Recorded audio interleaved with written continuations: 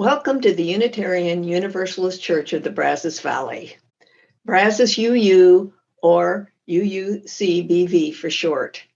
My name is Terry Metcalf, and I'm serving as your worship assistant this morning.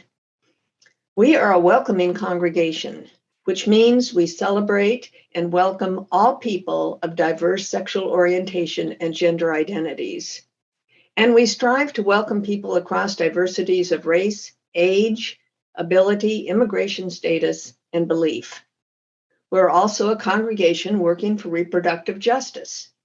So whoever you are, wherever you have come from, wherever you are on life's journey, you are welcome here.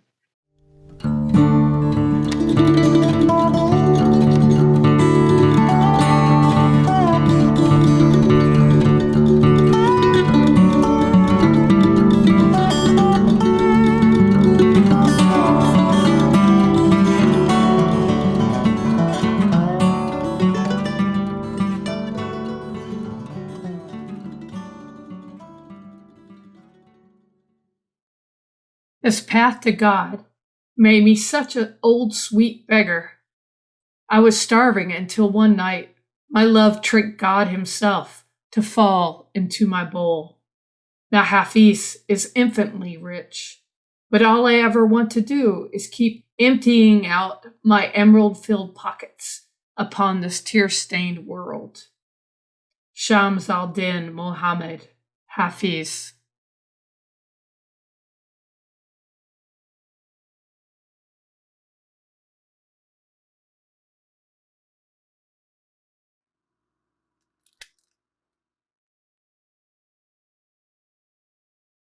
Please say our chalice lighting words with me.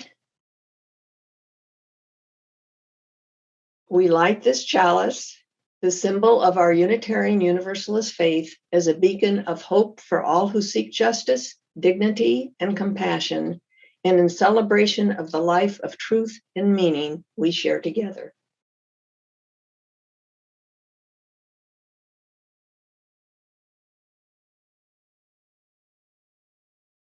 Now please join me in saying our affirmation. Love is the spirit of this church, and service is its gift. This is our great covenant, to dwell together in peace, to seek the truth in love, and to help one another.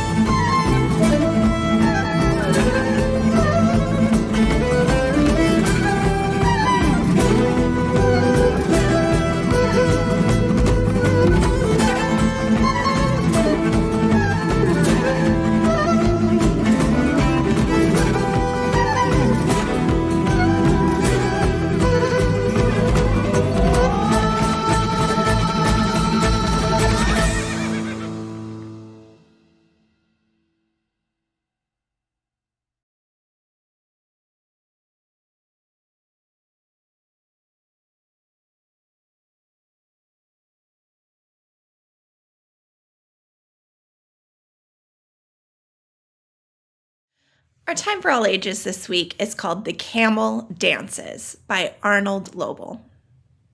The camel had his heart set on becoming a ballet dancer. To make every movement a thing of grace and beauty, said the camel, that is my one and only desire. Again and again he practiced his pirouettes, his releves, and his arabesques. Camel repeated the 5 basic positions about 100 times a day. He worked for long months under the hot desert sun. His feet were blistered and his body ached with fatigue. But not once did Camel think of stopping. At last, the camel said, "Now I am a dancer." He announced a recital and danced before an invited group of friends and critics. When his dance was over, Camel made a deep bow. There was no applause. "I must tell you frankly," said a member of the audience, "as a critic and spokesperson for this group, that you are lumpy and humpy. You're baggy and bumpy. You are, like the rest of us, simply a camel. You are not and never will be a ballet dancer." Chuckling and laughing, the audience moved away across the sand. "How very wrong they are," said the camel. "I have worked hard. There can be no doubt I'm a splendid dancer. I will dance and dance just for myself." And that's what Camel did. And it gave him many years of pleasure. So the moral is, satisfaction will come to those who please themselves. You know, when I started this Time for All Ages, I thought, hey, I'll draw a picture of a ballet dancing camel. So I came up with this. Let's call it Arabesque Camel. It's not super realistic. I had to sort of confront my own gendered assumptions about ballet dancer in this. So I have a pink tutu, which is usually associated with female-bodied ballerinas, but the story is about a male camel, male-bodied camel. So then I added black shoes to sort of fix that gendered assumption that I had. And then I just got so frustrated. I said, nobody is ever going to want to see this drawing of this camel. It's horrible. So I did what most millennials do. I looked on YouTube for a tutorial, and I found a camel cartoon tutorial. So I sat there and I paused the video and I traced my camel, and I came up with something that looks way more realistic, like a camel. But you know what? I had a way more fun and more creative time with my arabesque camel. So just like the moral of our story, satisfaction will come to those who please themselves. And I am going to stick with my arabesque camel. See you next week.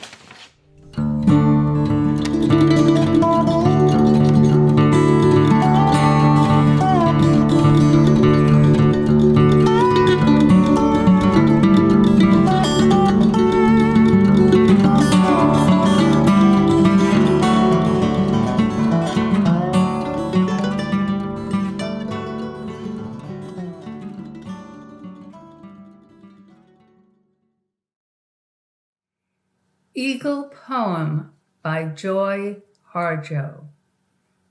To pray, you open your whole self to sky, to earth, to sun, to moon, to one whole voice that is you. And know there is more that you can't see, can't hear, can't know except in moments steadily growing and in languages that aren't always sound, but other circles of motion. Like eagle that Sunday morning over Salt River, circled in blue sky, in wind, swept our hearts clean with sacred wings. we see you, see ourselves, and know that we must take the utmost care and kindness in all things. Breathe in, knowing we are made of all this. And breathe, knowing we are truly blessed because we were born and die soon within a true circle of motion, like eagle rounding out the morning inside us. We pray that it will be done in beauty, in beauty.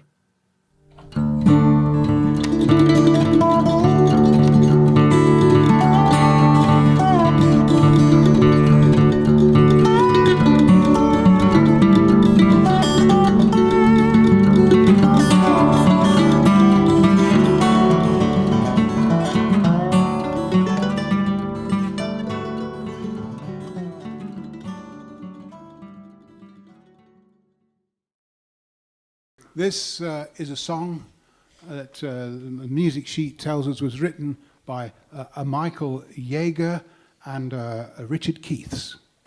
1, 2, 1, 2, 3, 4.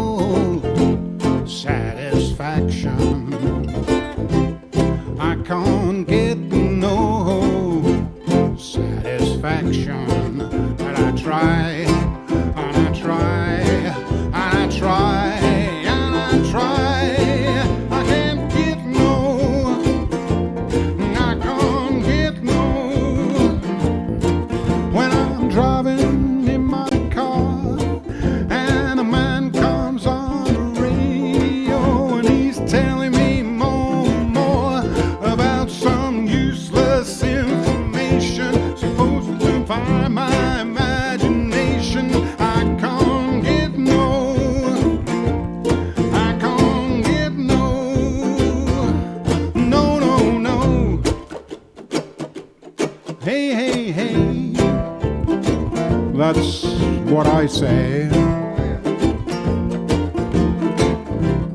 I can't get no satisfaction. I can't get no gut reaction. But I try, and I try, and I try, and I try. I can't get no.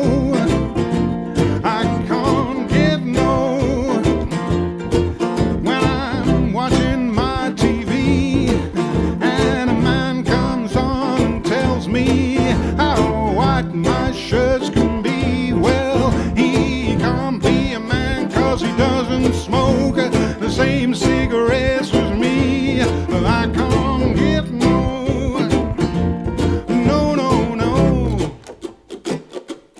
Hey, hey, hey, that is what I say.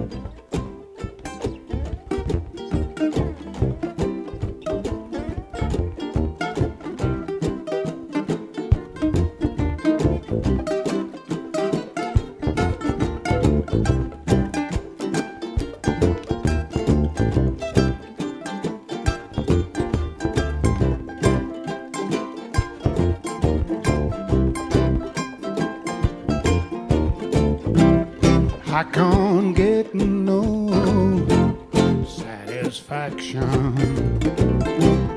I can't get no gut reaction, but I try, and I try, and I try, and I try. I can't get no, I can't get no, no, no, no. Hey, hey, hey, that's what I say.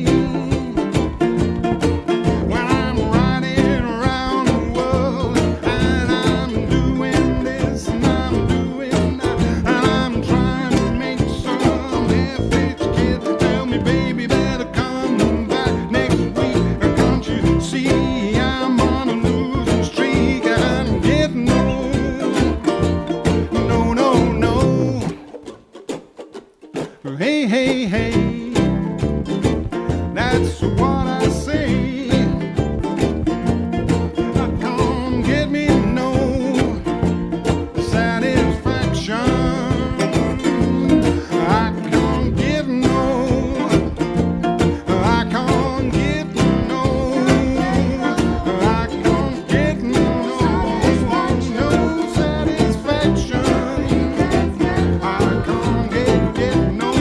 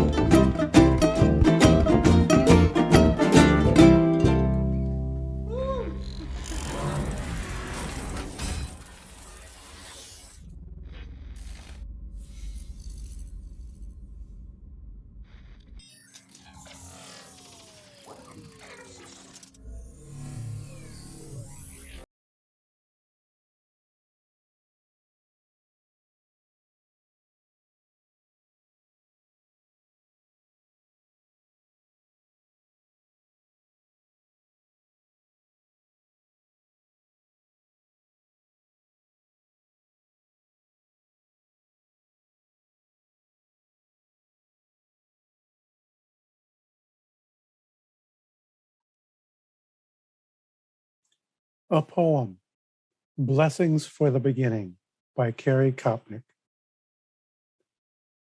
The things to do have been done. Well, for the most part.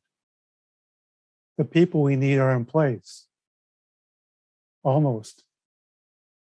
We are ready, or as ready as we will be. Bless this most perfectly imperfect beginning. May we find the right people to do the right things as we go. May we discover that what we needed was right here all along. And may we remember to stop and marvel at the magic of each moment as it floats by.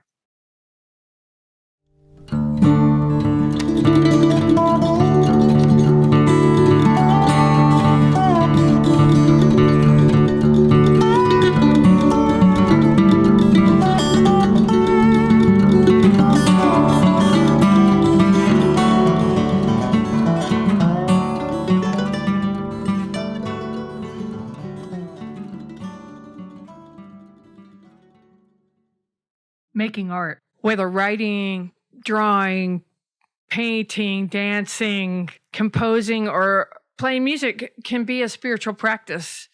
It's one of many, and everybody is attracted to different things. But what is spirituality? Well, spirituality is defined in simple terms as a worldview and a way of life based on the belief that there is more to life than what meets the senses, more to the universe than just purposeless mechanics, more to the universe than just making money and being a cog in the wheel of capitalism. Our lives are more than that. And when you were a kid, you did this all the time. You tried things and you didn't worry about whether you were good at it automatically, or you were looking for the things that seemed natural to you and the things that you had flow with.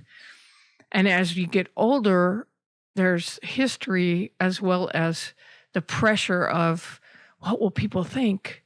And am I any good at this? Do I have any talent? And the whole idea of talent is such a 19th century concept. I prefer Malcolm Gladwell's 10,000 hours. If you came from financial circumstances or a family where you were encouraged to try things and there was money for you to take lessons and to get input from people and get exposure to more activities and more jobs, and you could see people that looked like you and had the same kind of money as you doing them, you believed you could do them. So I think it's more challenging as we get older to allow ourselves to have enough energy to do things that are just for spiritual purposes. In simple terms, spirituality is a worldview and a way of life based on the belief that there is more to life than what meets the senses, more to the universe than just purposeless mechanics, more to consciousness than electrical impulses in the brain, and more to our existence than the body and its needs. Spirituality usually involves the belief in a higher form of intelligence or consciousness running through the universe, as well as life after death. But don't let that stop you from having a spiritual life. It exists to satisfy the deeper human thirst for meaning, peace, mystery, and truth. Religion is not necessary to be spiritual. About 30% of our adult American population are spiritual but not religious. So if you happen to be in that category, today is for you. The Spiritual Science Research Foundation, the SSRF, defines spiritual practice as honest and sincere efforts done consistently on a daily basis to develop divine qualities and achieve everlasting happiness or bliss. Another way of defining spiritual practice in our personal journey of going inward. Art certainly fits that description. It does for me.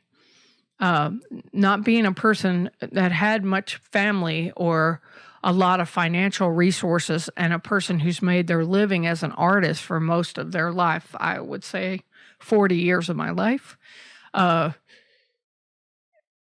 spirituality has to be part of your everyday existence because your entire life is built on trying just to get the bills paid and to get the next song written and to keep the art coming. So developing a sort of sense of the craft of art, the spirituality of art, alongside the business of art and how separate those things become over time. In my case, in my 20s, was my most profitable and popular period of art, in that I was on a major label and I had an MTV video and I was playing arenas in my 20s for a couple of years. And once that's over, your chance of it happening again are so small that you have to either get very philosophical or quit.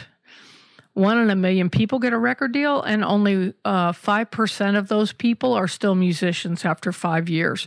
So it's a pretty brutal system. Let's put it that way. So you either get philosophical or you get another job. Many people practice the more conventional forms of spiritual practice, from prayer and meditation to martial arts, but art can be a very successful way to go. For example, if you get a piece of paper right now, we can do an exercise in visual art called contour drawing.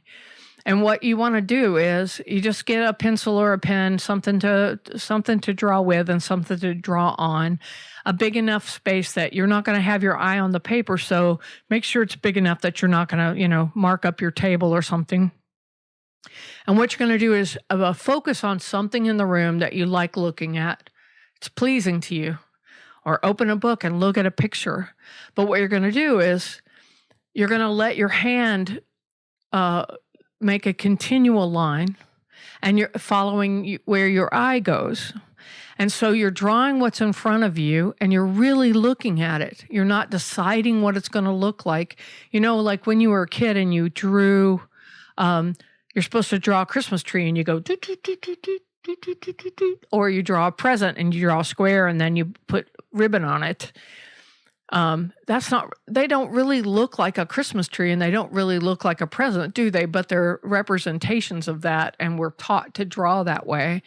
With contour drawing, you get an opportunity to meditate on what something actually looks like and try to teach your hand to represent what you actually see. It's really fun. You're not going to be good at it. It's hard. It takes time to get good. But what's cool is if you did it every day and you didn't let your editor in the room, the part of you that goes, oh, that's terrible, this is silly, I can't show this to anyone, that voice is your editor. And what you want to do is give them a lecture hall in Harvard and let them just talk about how terrible an artist you are while you're drawing.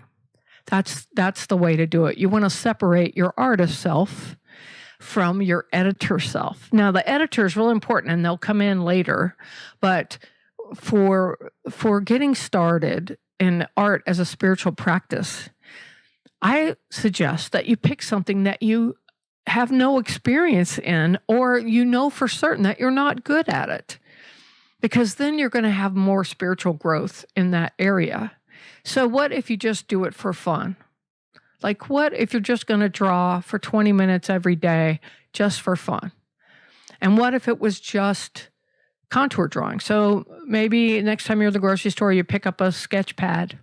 That's a size that's not too intimidating. It's not going to make everybody in your family start making fun of you. And you've got it. It doesn't cost a lot of money. You've got it. You can do this while you're watching TV. You can do it with a book. You don't even have to have things to look at. You can draw your pets. You can draw your children. You can draw your partner. It's fun. And the trick is to not look at your paper and not pick up your pencil or your pen, and draw what you see. Draw it as slow or as fast as you want to, but using your eye as your guide. And don't judge it and don't look at it until maybe the next day even. You could just close it and not even look at it. If you have a really strong editor, like most people in white supremacy culture, you might want to allow yourself this mantra. I am not going to be good at this, and that is okay. I am doing this for the pure fun of it and to see what happens to my spirit, and then just experiment. Now, it doesn't have to be visual arts. You can also choose music. You can pick any instrument. We are living in the digital age, so you can get a piano on your iPad and you can play it. There are a million ways to learn. You can get a melodica for $20-something. You can get a drum, a little tiny drum at Guitar Center or someplace, and not spend a whole lot of money, or just go to a yard sale. And you can always drum on your pots and pans. That's what I did when I was a young drummer before I got into high school band. Play for the pure joy of it. There are YouTube videos that can teach you how to do anything. And there are all kinds of drums that aren't very loud. You can even get electronic drums and start with them. And you can just play on your leg with your hands. It's really fun. So let me give you a drum lesson real quick and see how that feels. So can you count to 4? 1, 2, 3, 4. 1, 2, 3, 4. Great. Now, every time I say 2, I want you to clap your hands. 1, 2, 3, 4. 1, 2, 3, 4. Awesome. You are drumming. This is the way drummers think about playing. There's patterns. It's thousands of patterns. Actually, patterns are part of art. You will see patterns of color. You'll see patterns of music. You'll see patterns of lyric. You'll see patterns of words. And when you're writing, it's really common to have patterns. So if you would like your first drum lesson, let me teach you a rock and roll beat. So with if you're right-handed, take your right hand and I want you to hit every number.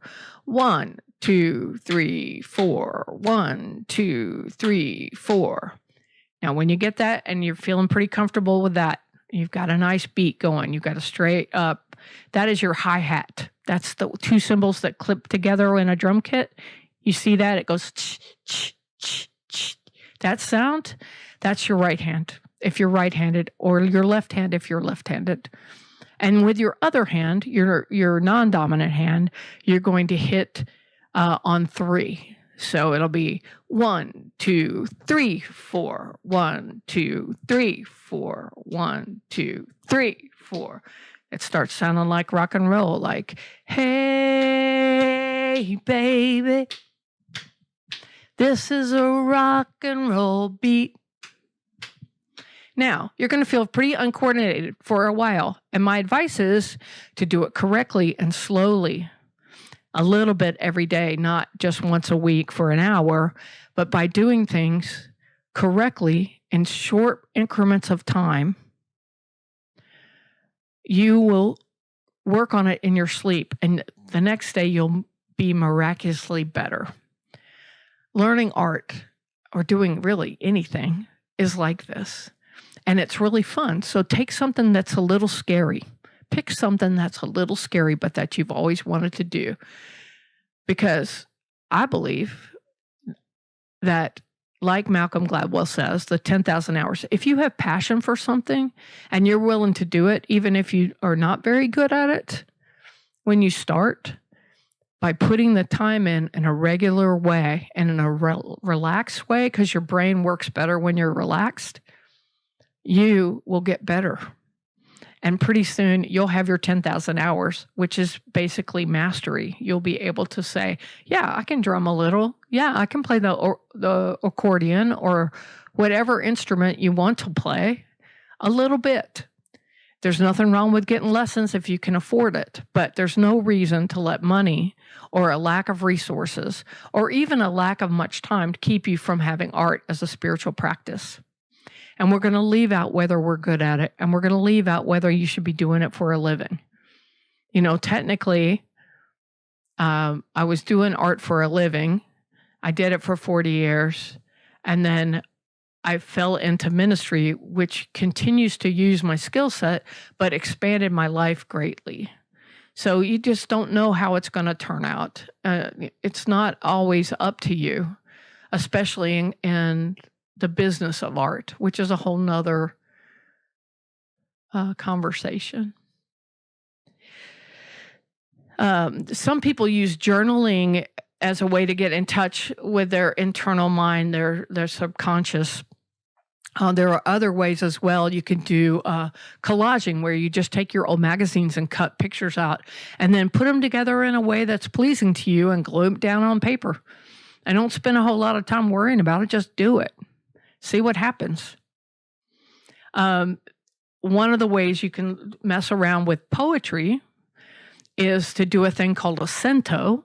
I'll read you a couple of my centos here. Centos are where you take a book or a book of poetry even, or online, you can just collect lines that you like from other people's work. It's what the process is. And a cento is a collection of other people's lines where you put them together in a way that pleases you and speaks to you in a certain way. And that's a poem. That's a way to start learning how to write poems. This cento is called CPE Cento. So I wrote it at the beginning of the pandemic when I was working at the Children's Hospital as a chaplain. Without poetry, we lose our way with the cheapening of the heart, the cheapening of all that is high and noble, the static hum out of each point of impact. I've seen that field, the sight of her breaking. Memories finish us, and holy singing of nothing comes. What is prayer if not quiet?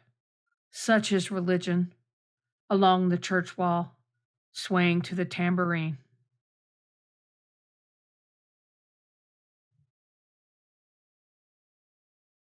And this one, it's called Cento number 1. Cobbled and carved of small happenings, Tucked under wild sheets, the world owes us nothing. It promises less. Yet I see the small lights of winter campfires in the hills. How you go from here depends on why you've come. Take all your changes with you, your fear of bears and storms. Keep the rage, heaved and fetched until each stays. To my own gods I went to make a forest for new songs. Anyway, that gives you an idea about centos. One of the ways people learn to write songs, when I was teaching kids to write songs, we would do blues songs because blues have a certain pattern, right? My name is Kiya and I like to sing. My name is whatever your name is and what you like to do. And you say that twice because it's call and response. So my name is Kiya, I like to sing. My name is Kiya, I like to sing. And then the third line is going to be something that rhymes with what you like to do. I like to sing better than anything. That works. You just wrote a blues song. The blues are the basis of almost every popular music style in America, and you can take that blues song and sing it in any style. Those of you all who remember when I first came to your church to preach, I did a story for all ages where I let the kids basically pick a style of music and a nursery rhyme and did it in any style. The reason why you can do that is because all our music is based on these principles, because words have rhythm. Everything I say and everything you say has a beat and accents. Hello beats hard on the front and soft on the back. When people are rewriting hymns for Unitarian Universalism, often they don't pay attention to this part. They pay attention to the syllables, but not necessarily how the syllables beat, and not necessarily about matching those syllables to the music. So when you get to the third verse, it doesn't really scan very well, and you end up singing into your hand because you can't really sing with other people because it doesn't beat correctly. I think you've probably experienced this. These kind of things are the things you'll learn by doing art as a spiritual practice. So some people use journaling. There's a famous writer named Stephen Pressfield who wrote a book that I consider one of my Bibles of art. It's called The War of Art. He says, our job in this lifetime is not to shape ourselves into some ideal we imagine we ought to be, but to find out who we really are and become it. Being authentic, being your actual self. That is a very powerful spiritual experience, right? That is one of the things we're supposed to encourage people in our principles. Our first principle is all about that.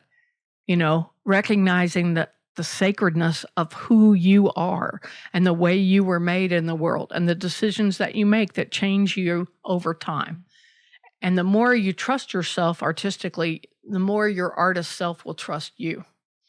It's weird like that. Give it a try. What makes it a spiritual practice is our devotion to it. A regular habit of running or praying or gratitude or writing takes day-to-day dedication. If you want to write but feel you don't have the time, write 10 minutes a week or 3 pages in the smallest notebook you can find. You can adjust your notebook to your willingness to do this. But I encourage you to pick a practice that you can do daily, even if it's a 5-minute practice. Have fun with this. Remember how to have fun? It's hard in the pandemic to remember how to have fun, but a little art without putting a lot of expectation on it is one way to have fun. That's why adults are coloring. That's why people color mandalas. That's why it's just something you can do that's really connects you with your child self and reminds you who you are. So I'll leave you with Julia Cameron. And today the music's going to be a stretch outside the box. I want to play some artists who really have found their inspiration from varied sources and were brave in their explorations. One of the songs is by R.M. Hubbard, who's a songwriter from Scotland. and an incredibly thick-brogued flamenco guitarist who writes pop songs and does collaborations with other Scottish artists. A lot of people in the world don't know him because his brogue is so thick that you definitely need the subtitles to understand what he's saying. But he plays flamenco guitar, and he mixed the two things. The Violins of the World is mixing a lot of instruments and artists from various parts of the world. I want to give you a chance to explore these people. So I'll leave you with a Julia Cameron quote. She said, "But do you know how old I will be by the time I learn to really play the piano? To act, paint, or write a decent play? Yes, the same age you will be if you don't." Julia Cameron. Happy art making. Enjoy it.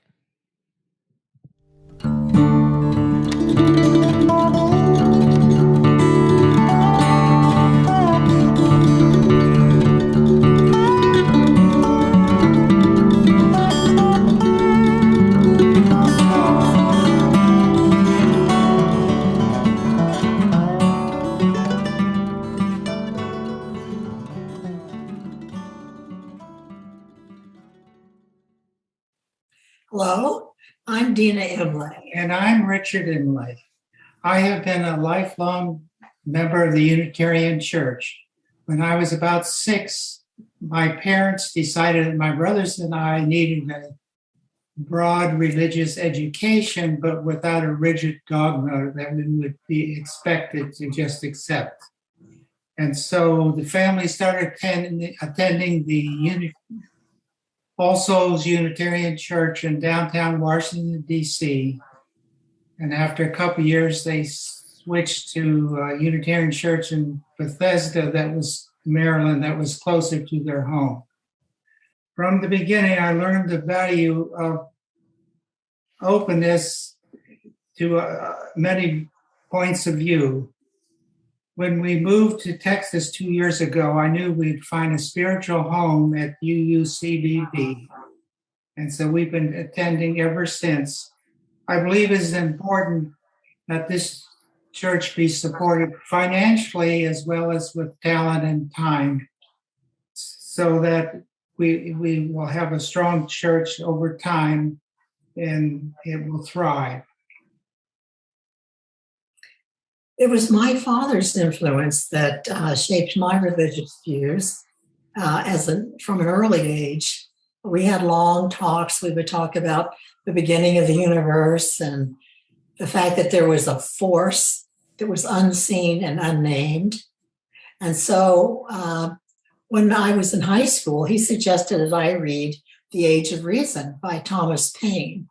And this was very important to me. And I developed very strong values for inquiry and reason. After college, I traveled to Bangkok, Thailand, and there I was an English teacher in the Chulalongkorn University. While I was there, I also studied Buddhism with a Buddhist monk, and so my worldview really expanded. Then we moved to Baton Rouge, Louisiana, and joined the UU Church there. We were pledging members, and we also contributed to the building campaign for renovating our church building. We called a settled minister who served for 30 years. So we were very successful with our congregation. Then we moved to Texas and we joined UUCBV. We're pledging members, we're contributing to the campaign fund. We think it's really important. It will guarantee that our church is going to thrive and grow and be here for us and for the community.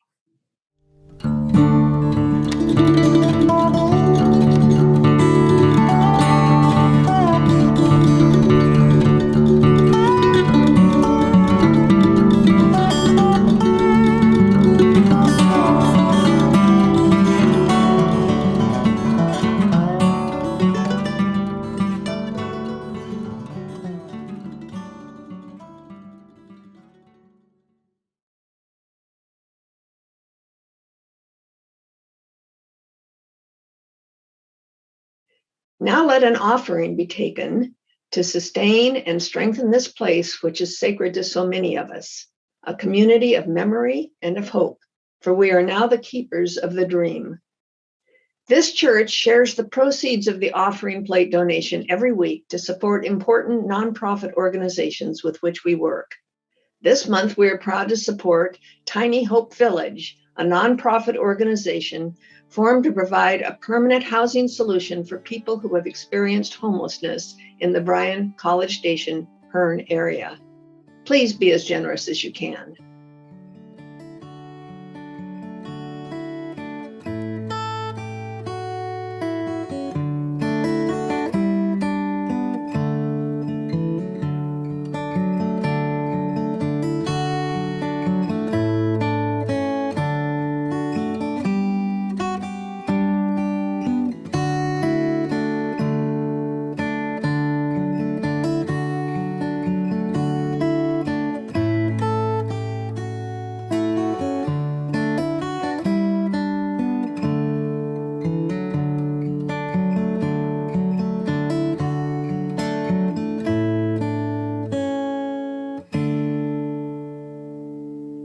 We give thanks for these gifts we have given, for those we receive, and for each other.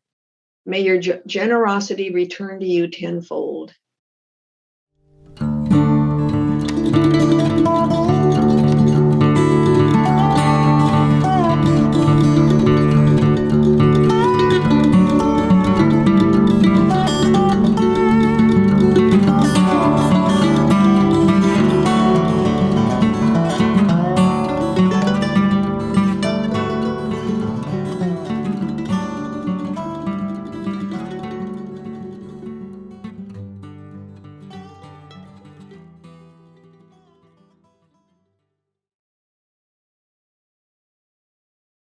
Now please join me in extinguishing the chalice. We extinguish this flame, but not the light of truth, the warmth of community, or the fire of commitment. These we carry in our hearts until we gather together again.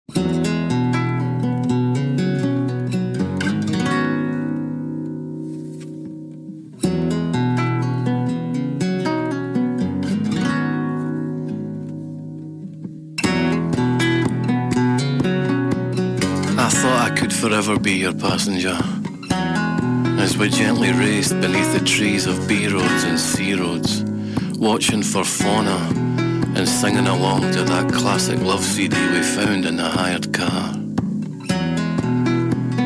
A weekend away from pills and paranoia was the plan, so we headed for familiar territory and the comforts of memory.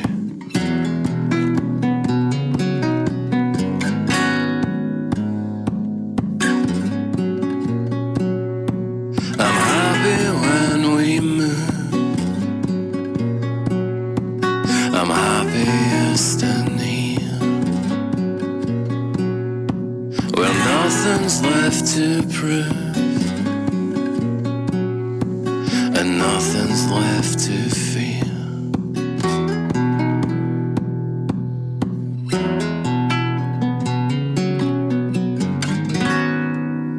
I used to swim over there, but that pub's gone downhill. I made my very first and very last attempt at smoking on that swing bridge with Gillian Smith. We all love Gillian. Expelled from school, we crashed the graduates' ball in the function room of that hotel. And I came second last in the treasure hunt. I'm happy when we move.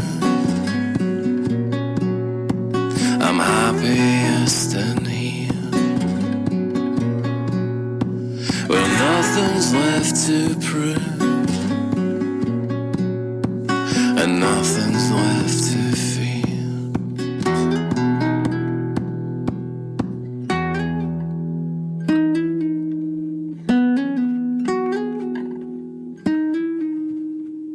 So let's do it. Let's sell our home and all our things and buy a camper van and live on service station junk food and roadside pub lunches. We can burn our smartphones and donate the computer to the school down the road. Leave bin bags full of clothes we never wear outside the charity shop and just go. We walk to the shore and I think I could keep going, but someone deep inside you quietly screams, it's time to stand still. And he's right. So let's go home.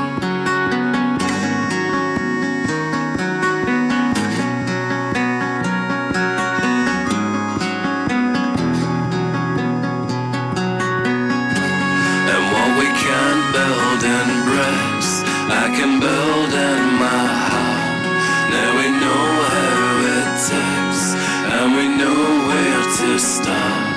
If the foundation's wrong, should the wrecking ball swing? If I misplace my plot and so lose everything, just remember us here, hand in hand by the shore, and forget each dry tear and the burdens we bore.